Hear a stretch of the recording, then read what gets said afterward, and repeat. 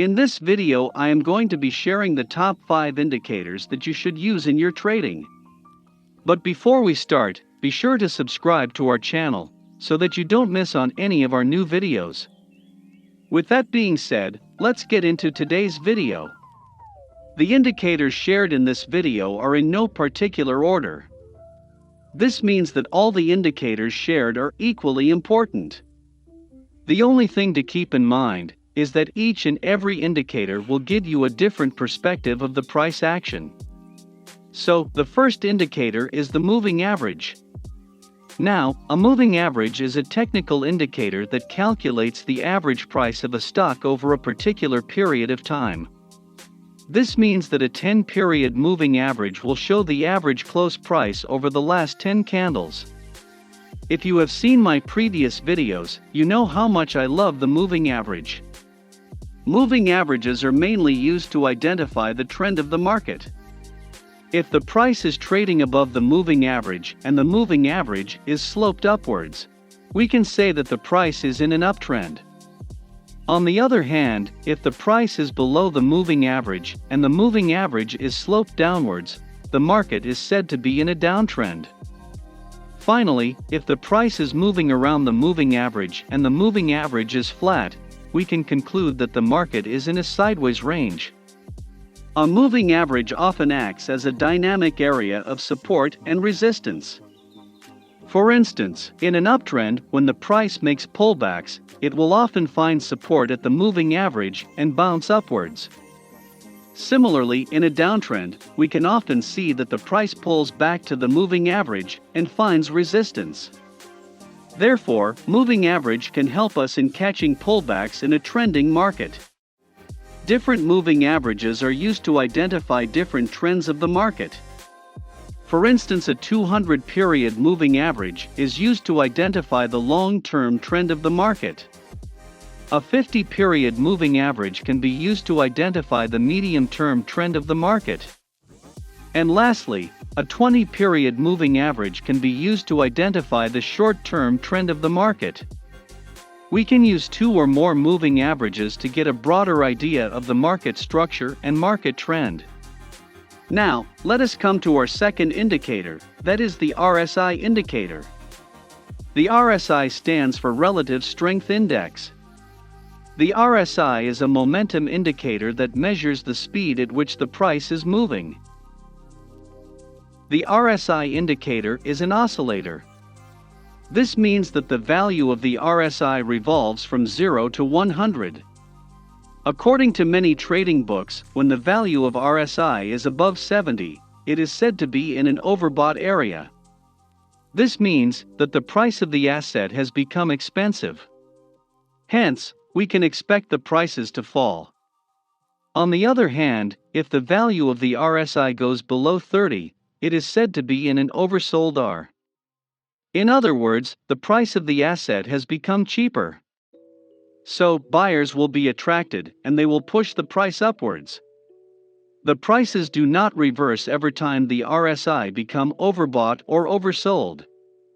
In fact, in an uptrend, the RSI can remain overbought for a long time. Similarly, in a downtrend, the RSI can remain oversold for longer periods of time. We can also use the RSI as a trend filter. This means that when the RSI is above 50, we can say that the market is in an uptrend. And when the market is below 50, we can say that the market is in a downtrend. Now, the third indicator is a very special indicator for those who are interested in day trading.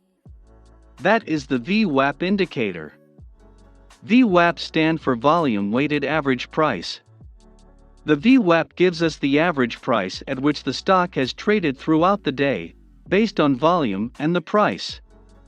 In simple terms, the VWAP can be calculated by multiplying the volume of the shares traded with the price of the asset. Then divide the total by the total volume. Hence, the VWAP shows us the fair value of the stock for that particular day. A lot of institutional traders and big hedge funds use the VWAP indicator. When they want to buy a large amount of shares of a particular company, they cannot randomly buy at any price. If they do so, they might push the prices extremely high to get their orders executed. Their objective is to buy the shares at a fair value. And hence, they will buy the shares when the price goes below the VWAP. Hence, in an uptrend, we can buy the stock when the price pulls back near the VWAP. Similarly, in a downtrend, we can sell when the price pulls back near the VWAP. Some traders also use VWAP with a 2-period standard deviation lines. This is how they look. The central line is the VWAP line. The upper line is called as the upper band, and the lower line is called as the lower band. We can think of these bands as support and resistance areas. This means that the upper band will provide the resistance to the price, while the lower band will provide support to the price. This brings us to the fourth indicator, that is the Bollinger Bands.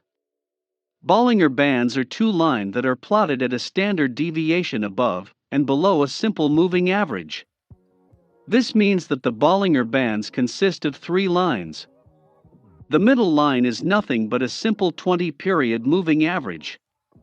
The upper line is calculated by adding 2 standard deviation to the moving average, that is the middle line. The lower line is calculated by subtracting 2 standard deviations from the moving average.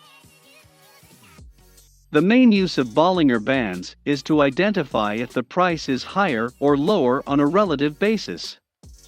The main advantage of using Bollinger Bands over other envelope indicators is that Bollinger Bands clearly show the volatility of the market. This means that when the market is going through a period of low volatility, the bands become much narrower. This indicates that a strong trending move might follow. Hence, whenever we see narrow Bollinger Bands, we should keep an eye for a breakout to occur in any direction. On the other hand, when the Bollinger Bands become overextended, it can be an indication that the trend has exhausted and is about to end. Hence, it provides an opportunity to book profits.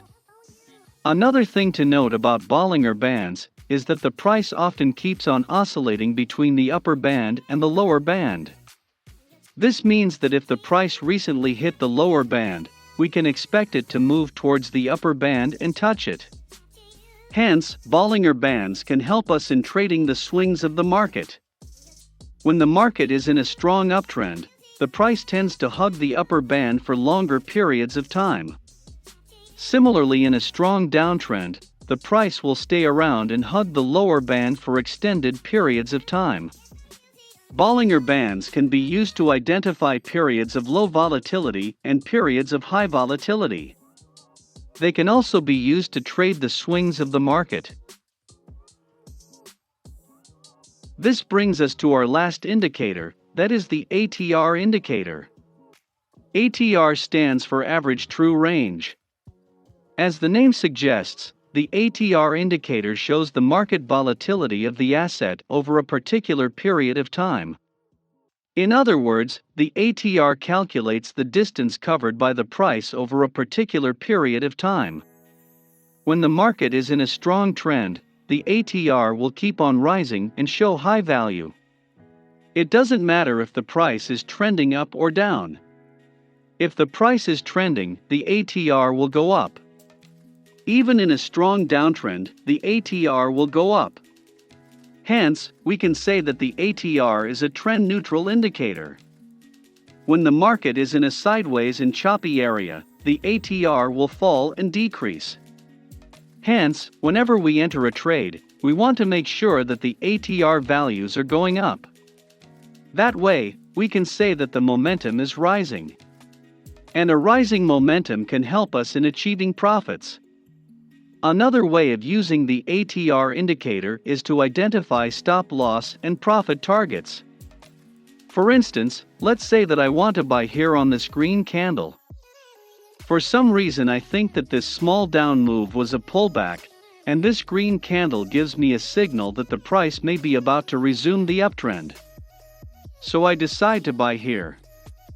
Now, to set a stop loss, we will look at the value of the ATR. The value of the ATR at the time of our entry was 82 pips. Now, generally speaking, I like to keep a stop loss that is at least 2 times the value of the ATR. So in this case, the value of ATR will be 164 pips. So we keep a 164 pip wide stop loss, and we keep a target at 1:2 risk to reward ratio. And as you can see, the wide stop loss saved us from making a loss. This brings us to the end of this video. The indicators shared in this video are not to be used alone in trading. Instead, we need to combine them with each other and use price action to create a complete trading system. If you like this video, then be sure to subscribe to our channel as we share new and effective strategies every week to help you become a better trader. See you soon.